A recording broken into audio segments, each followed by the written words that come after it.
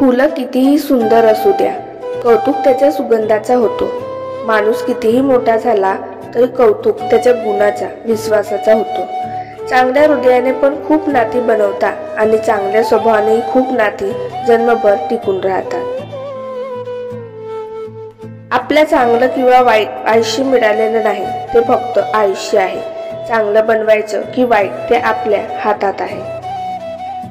आपण धुपासारखं बनायला हवं. विस्तवावर कोणी का टाकेना, विस्तव अंगाला लागला की सुगंध देण्याचं, वातावरणात उदात्तता निर्माण करण्याचं काम आपलं. प्रत्येक क्षणाचा आनंद घेऊन जगा, कारण गेलेली वेळ परत येत नाही आणि येणारी वेळ कशी असेल सांगता येत नाही. आयुष्यात आपणास कोणाची तरी सोबत हवी असते. कधी मैत्री हवी असते, कधी प्रेम हवे असते. प्रेमाची साथ कधीही तुटते, पण मैत्री मात्र चिरकालीन असते. प्रेमाची साथ तुटल्यावर आयुष्य विस्कटते, पण मैत्री मात्र आयुष्याची घडी नव्याने घालते. लोक म्हणतात बाईच्या डोक्यावर पदर असावा, त्यापेक्षा मला वाटतं आपल्या डोळ्यात आदर असावा. कुणाला नाराज करणं आपल्याला कधी जमलंच नाही, तरी पण काही जण नाराज होतातच. तो त्यांचा दोष, कारण आपल्याला फक्त मैत्री करायला शिकवलंय, राजकारण नाही. कठीण काळात खांद्यावर ठेवलेला हात, आदराचे 4 शब्द विजयानंतर वाजणाऱ्या टाळ्यांपेक्षा ही अमूल्य असतात. चिमटीत पकडलेले फुलपाखरू अस्तित्वासाठी झगडत असतात देखील. पकडणाऱ्याच्या बोटावर आपल्या पंखाचे तंग देते. काही माणसेही अशी भली असतात. कोणीही त्यांचं कितीही वाईट करायला बघितलं तरी ती माणसे समोरच्या व्यक्तीचे चांगलेच व्हावे या भावनांनी जगतात.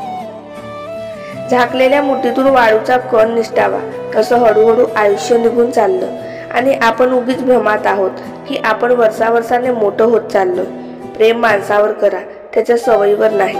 नाराज व्हा त्याच्या बोलण्यावर, पण त्याच्यावर नाही. विसरा त्याच्या चुका, पण त्याला नाही, कारण माणुसकीपेक्षा मोठा काहीच नाही. चालणारे 2 पाय किती विसंगत असतात. एक मागे असतो तर एक पुढे असतो.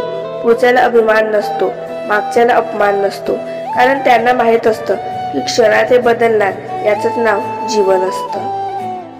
नाजूक पाकड्या किती सुंदर असतात. रंगीत कड्या रोजच उमलत असतात. नजरेत तसे सर्वच असतात, परंतु हृदयात भरणारी माणसे फारच कमी असतात. ज्याच्या जीवनात संघर्ष आहे, दररोज काहीतरी अडचणी आहेत, दररोज कोणीतरी निंदक आहे, दररोज कोणाचा तरी विरोध आहे, त्यानं समजावं आपला रस्ता योग्य आहे. वेळ मिळाल्यानंतर नाही तर वेळ काढून मनापासून बोलणारी व्यक्ती पाहिजे. आभारी आहे मी त्या लोकांचा, ज्यांनी वेळी स्वतःची लायकी दाखवून आम्हाला बोलण्याची संधी दिली. वेळ अशी होती की बोलणं संपत नव्हतं आणि आता वेळ अशी आहे की बोलणं होत नाही.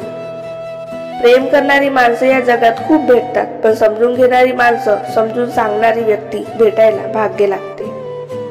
जेव्हा आपल्या भावना कोणाला समजत नसतात, तेव्हा आपण स्वतःशी संवाद साधू लागतो. उगवलेला हा दिवस आपल्याला आनंदात्मक, उत्साहवर्धक आणि उत्तम आरोग्यदायक लाभो. सोनं अंगावर घेतलं म्हणून मनुष्य मौल्यवान होतो असं नाही. तेवढ्या कॅरेटची शुद्धता वागण्यात आणि विचारात नक्कीच असायला हवी.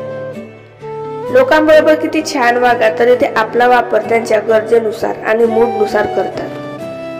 पैसा आला रे आला की काही लोक एवढे हरवून जातात की आपल्या जवळच्या माणसांना तुच्छ लेखू लागतात. लक्षात ठेवा, तुमची संपत्ती, तुमचा पैसा कुणाचा घरखर्च चालवत नाही. त्यामुळे गर्व अभिमान तेव्हाच बाळगा जेव्हा दुसऱ्याला काही मदत करत असाल. कोणत्याही गोष्टीच्या अति आहारी जाणं म्हणजे आहे ते आयुष्य सुद्धा गमावून घेण्यासारखं. दुनियादारीच्या अनुभवातून एक गोष्ट मात्र नक्की समजली, आईशिवाय आपलं कोणीच नसतं. आयुष्यात तुम्हाला सॉरी तीच लोक बोलतील ज्यांना त्याचे इगोच आणि सेल्फ रिस्पेक्ट पेक्षा तुम्ही जास्त इम्पॉर्टंट असता. संकट हा जगातील असा जादूगर आहे जो एका क्षणात आपले कोण आणि परके कोण दाखवून देतो. आयुष्यात एक वेळ सगळं सकाळी पुन्हा मिळू शकतं, पण वेळेबरोबर हरवलेलं नातं आणि विश्वास पुन्हा मिळू शकत नाही. बापाने कमवलेलं वाढवायचं असतं, विकायचं नसतं, मग ती इज्जत असो किंवा संपत्ती. कुणाविषयी जास्त विचार करू नका, कारण कितीही अभ्यास करून न समजणारा विषय म्हणजे माणूस. जगाचा एक रिवाज आहे, जोपर्यंत काम आहे तोपर्यंत नाव आहे, नाहीतर लांबूनच सलाम आहे. म्हणून जीवनात मागे बघून शिकायचे आणि पुढे बघून चालायचे। असे हृदय करा की त्याला कधी तडा जाणार नाही। असे हास्य तयार करा की त्याने हृदयाला त्रास होणार नाही। असा स्पर्श करा की त्याने जखम होणार नाही। अशी नाती तयार करा की त्याचा शेवट कधी होणार नाही।